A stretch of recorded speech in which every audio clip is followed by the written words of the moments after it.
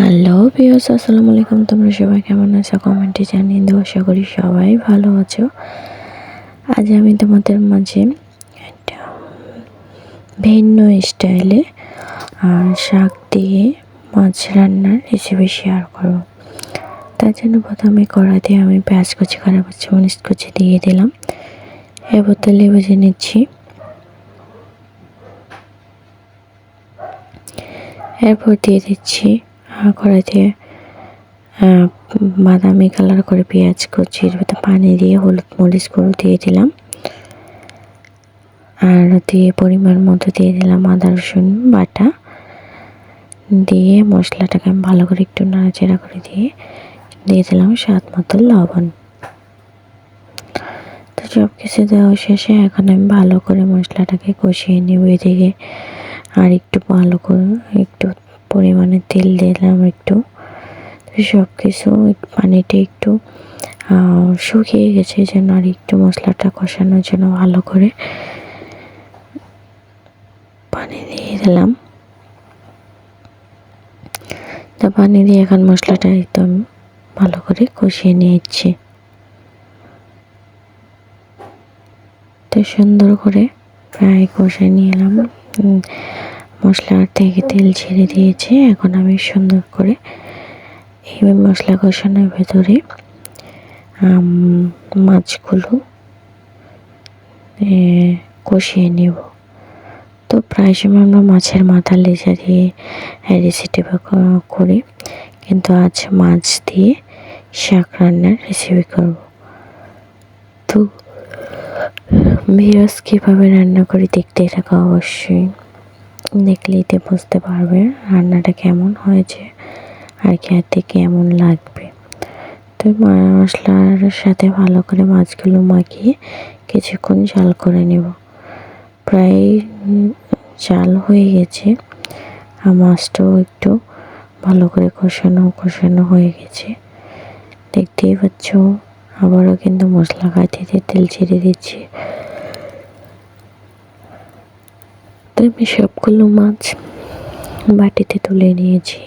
তারপরেই তো সেই মশলার ভেতরে শাক আর আছে আলু কুচি দিয়ে দিলাম। এখন সুন্দর করে এগুলো আমি মশলার সাথে ভালো করে মাখিয়ে নেব। সবগুলো দেওয়া শেষ। এখন আমি ভালো করে এটার সাথে মাখিয়ে নিয়ে নেব।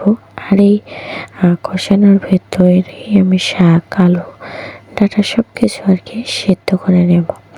তাহলে দেখা যাচ্ছে পানি দিয়ে অথবা ঝোল দিয়ে বেশিক্ষণ জাল করতে হয় না।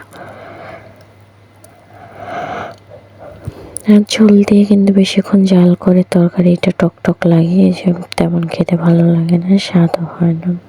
এই জন্য আগে থাকতে এটা নিয়ে নিচ্ছি। তো নিয়ে গেছে দেখতে পাচ্ছ একবারে সুন্দর উনে গেছে, পাতাগুলো একবারে হয়ে গেছে। তো আরে উনানোর পর আমি ভালো করে নাড়াচাড়া করে দিচ্ছি।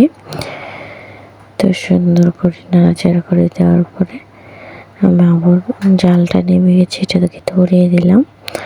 আর এদিকে হচ্ছে জালটা আমি বাড়িয়ে দিলাম যাতে পানিটা উনে যায়। আর এটার ভিতরে আমি মাছগুলো ছেড়ে দেব।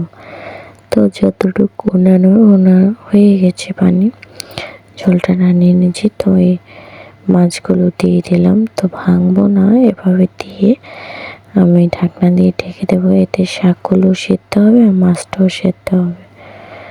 তো এই তো সুন্দর করে ঢাকনা দিয়ে ঢেকে দিয়েছিলাম। এরপরে এই যে ঢাকনাটা সরিয়ে এখন আমি নাড়াচাড়া করে দেবো। এই নাড়াচাড়া যা ভাঙে, যা নাম থাকে সব কিছুই থাকবে। দেখতেছিলাম যে আলু ডাঁটা সেদ্ধ হয়েছিল কিনা, কিন্তু দেখলাম যে হ্যাঁ সেদ্ধ হয়েছে। তো আর না কষিয়ে এটার ভিতরে একটু ঝোল দিয়ে দিলাম।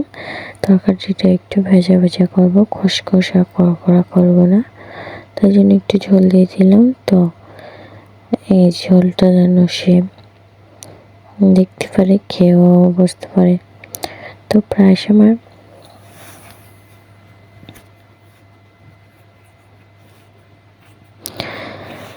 নাড়াচাড়া করে দেওয়ার পরেই তো মিঠে তরকারিতে কিন্তু বলক চলে আসছে। তো এই শাকের তরকারিতে কিন্তু শাক বাটা দিলে আরও টেস্ট লাগে।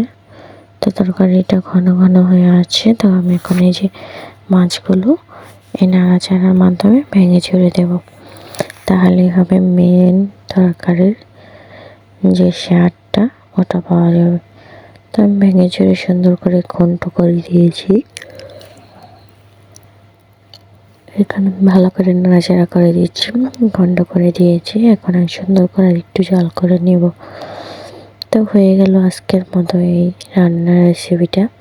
তো ভিউয়ার্স, তোমাদের যদি ভালো লেগে থাকে অবশ্যই কিন্তু কমেন্টে জানিও, এবং এরকম নতুন নতুন ভিডিও পেতে অবশ্যই